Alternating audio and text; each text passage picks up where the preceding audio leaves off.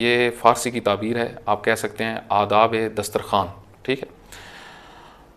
ख़ुब इस हवाले से फ़रमाते हैं कि इब्तदा ही जो इन्होंने शुरू की, फ़रमाते हैं मौजू जो इन्होंने यहाँ पे उन्वान लिखा वो ग्रोही ग़िज़ा ख़ुर्दन, ग्रोह की शक्ल में हमेशा खाना खाएँ। रसूलुल्लाह सल्लल्लाहु अलैहि वसल्लम फ़रमाते हैं महबूब तरीन ग़िज़ा नज़्द खुदा आनस के दस्ता बर आ बिस्यार बाशत, कि महबूब तरीन ग़िज़ा खुदावंद मुताल के नज़दीक वो है जिसके ऊपर हाथ ज़्यादा हों। हाथ ज़्यादा हों मुराद ज़्यादा खाने वाले हों। फैमिली है तो मिल के खाए, अगर दोस्त हैं कहीं पे तो वो मिल के खाएँ, अकेला ना खाया जाए खाना, मिल के खाया जाए। जमई ग़िज़ा बखौरीत, इकट्ठा मिल के खाना खाओ।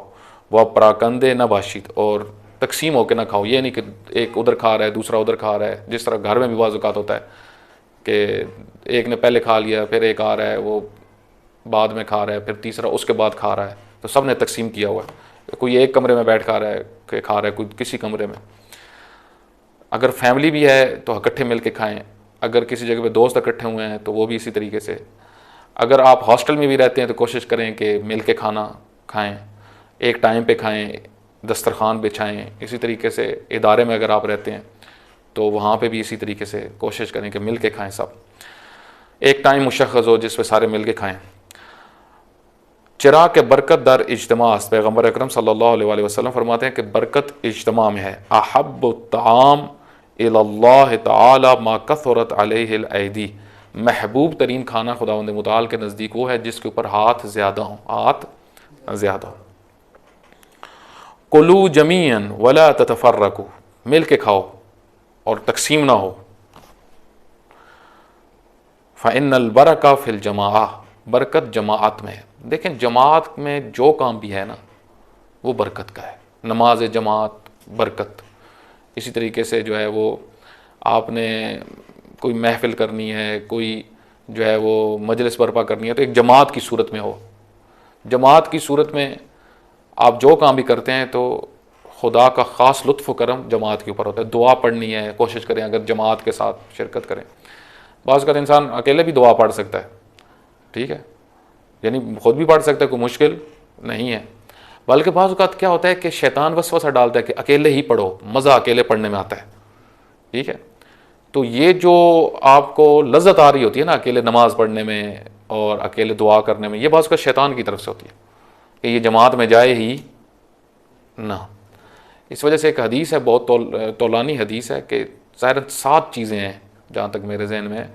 एक हदीस में आया कि जिब्राईल अमीन ने रसूलुल्लाह सल्लल्लाहु अलैहि वसल्लम से कहा कि कुछ काम ऐसे हैं या रसूलल्लाह कि जिनको मैं जब देखता हूँ ना तो मेरा दिल करता है काश मैं भी इंसान होता, काश मैं भी इंसान होता तो मैं भी ये इन कामों में शरीक हो जाता। तो उनमें एक नमाज को जमात के साथ पढ़ना है। यानी जिब्राईल अमीन भी फरमाते हैं कि काश मैं इंसानी शक्ल में होता और मैं भी नमाज जमात में शिरकत करता।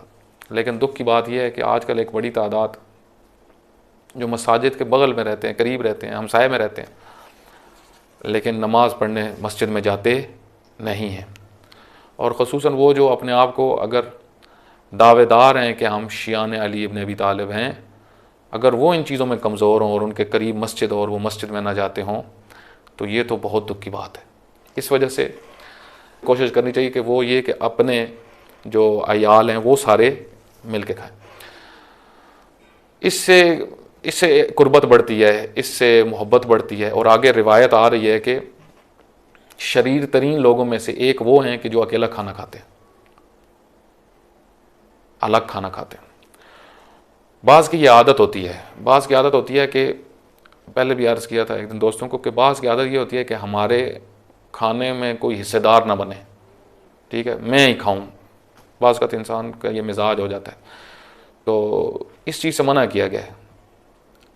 अमूमन इस तरह होता है, आप देखें कि घर में भी आप में मेरे ख्याल में शादी किसी की नहीं हुई, इंशाल्लाह आपकी जब शादी होगी फिर आप लोगों के बच्चे होंगे तो आप देखेंगे कि बाज़ वक़्त क्या होता है कि आप एक चीज़ पसंद करते हैं, खाने लगें तो बच्चे वो आगे से उठा लेंगे, वो खाना शुरू कर देंगे। तो इंसान को थोड़ा सा गुस्सा चढ़ता है कि जो खाने लगूँ बीच में बच्चे आ गए और उनको जो चीज़ पसंद है वो उन्होंने ले ली। लेकिन इसमें ख़ुद एक बड़ी कुर्बत, मोहब्बत और एहतराम एक दूसरे का ईजाद होता है। अतबाज़ उलमा की ज़िंदगियों में ये चीज़ मैंने सुनी है कि वो अपनी फैमिली के बगैर यानी ख़ुसूसन एहतमाम करते थे कि अपने फैमिली के साथ ही खाना खाएं, अपनी ज़ौजा के साथ खाना खाएं। ठीक है, जिस तरह बाज़ का ये मिजाज होता है कि उनकी पूरी पूरी कोशिश ये होती है कि हम अपनी ज़ौजा अपने बच्चों के साथ खाना न खाएं, दफ्तर में खा के आएंगे या बाहर शॉप पे खा आएंगे, कहीं पे भी काम करते होंगे खा के आ जाएंगे, होटल पे खा के आ जाएंगे। ठीक है, अपनी मनपसंद का खाना वहाँ पे खाएंगे और यहाँ पे जो है वो बच्चे इंतज़ार में बाज़ औक़ात बैठे होते हैं, तो अब्बा जी आएंगे, लेकिन अब्बा जी ये चाहते ही नहीं है कि हम खाना खाएं। तो इससे क्या होता है फिर बेमुरव्वत, यानी ये ख़ुद बेमुरव्वती है। इससे फिर नुकसान ये होता है कि वो मोहब्बत, वो शफ़क़त जो औलाद और वालिदैन की वो भी कम होती है। ठीक है, तो वालिदैन को वक्त देना चाहिए, उनकी तरबियत, खूब दस्तरखान पे एक तरबियत का पहलू भी है कि आप वहाँ पे अपने बच्चों को बहुत सारी चीज़ें समझा सकते हैं, आगाह कर सकते हैं उनको। मसलन हाथ धुलवाना, ये जो आदाब बयान हुए हैं, ये ख़ुद वालिदैन जो हैं अपने बच्चों की तरबियत कर सकते हैं। लेकिन अगर ख़ुद वालिद ही नहीं होगा या वालदा ही नहीं होंगी दस्तरखान के ऊपर, ठीक है, माँ बना के दे रही है, बच्चे अकेले बैठ के खा रहे हैं, वालिद है ही नहीं, तो इस तरह वो बच्चों को आदाब पता ही नहीं चलेंगे। आजकल जो हमारी नस्ल के अंदर एक मुश्किल देखने में आ रही है कि वो ना बिस्मिल्लाह पढ़ते हैं, ना हाथ धोते हैं, यानी वो जो आदाब इस्लामी उनकी रियायत नहीं होती। उसकी एक मेन वजह यही है कि दस्तरखान पे वालिदैन साथ बैठते ही नहीं, जिसकी वजह से बच्चे इन आदाब की रियायत नहीं करते, क्योंकि ये आदाब बाज़ वक़्त नस्ल दर नस्ल मुंतकिल होते हैं। लाज़िम वाज़ह सी बात है कि सब ने तो किताबें नहीं पढ़ी हुई, उलमा से बहुत सारों ने सुना हुआ है, बहुत सारी चीज़ें उलमा से आशना हुए हैं, तो वो अपने बच्चों को फिर वही चीज़ें मुंतकिल करते हैं। लेकिन जब वालिदैन मुंतकिल नहीं करेंगे और बच्चों का राब्ता भी उलमा के साथ नहीं है, ठीक है, तो फिर उनको आदाब इस्लामी कहाँ से पता चलेंगे। इस वजह से आप देखें आज जवान नस्ल के अंदर बहुत सारी मुश्किलात हैं, उनको इब्तदाई वाजिबात का नहीं पता, एक बड़ी तादाद को। मसलन यही आप गुस्ल जनाबत से लेके वुज़ू से लेके ये इब्तदाई चीज़ें जो फ़िक़ही हैं ये भी नहीं पता।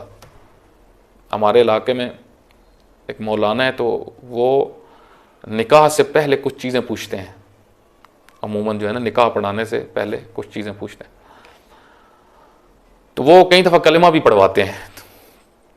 तो बाज़ को बड़ा गुस्सा आता है कि ये कलिमा क्यों पढ़वाते हैं, तो कई दफ़ा वो पूछ लेते हैं कि गुस्ल जनाबत का तरीका क्या है। अब ये उधर हुआ, ये कहीं और मैंने ये सुना कि एक जगह पे एक मौलाना ने जिसका निकाह पढ़ना था उससे पूछा कि अच्छा आपको गुस्ल जनाबत का पता है, तो उसने कहा नहीं मुझे तो नहीं पता। तो वो जल्दी से कहता अच्छा मैं अब्बू से पूछ के बताता हूँ। तो साथ ही अब्बू बैठे हुए थे, तो अपने अब्बू से कहा कि अब्बू जी आप बताएं मौलाना साहब क्या पूछ रहे हैं। तो मौलाना साहब ने कहा जी मैंने इससे गुस्ल जनाबत का पूछा है। तो उन्होंने कहा वो क्या होता है।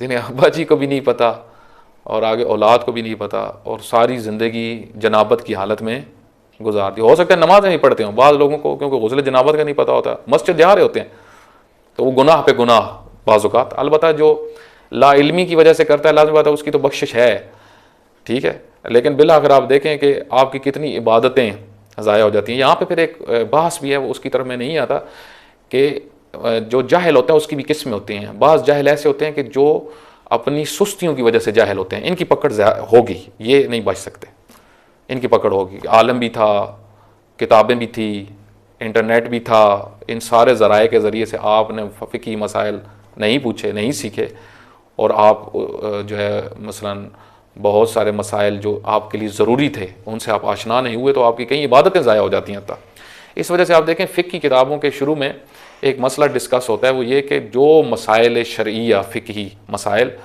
आपकी रोज़मर्रा की ज़िंदगी से ताल्लुक़ रखते हैं उनका सीखना वाजिब है, उनका जानना वाजिब है।